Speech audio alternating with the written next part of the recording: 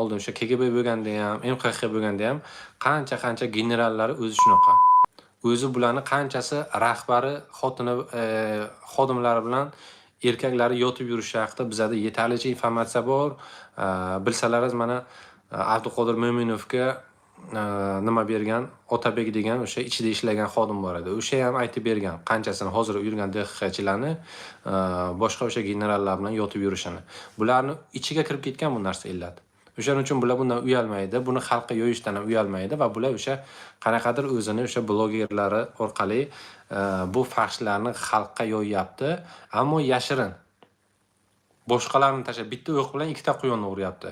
Ham mana bizani nomimizdan ochib uni tarqatyapti, xalqqa bizani mana bular deyapti, g'arbdan shunaqa g'oyani olib kelmoqchi deb ko'rsatyapti.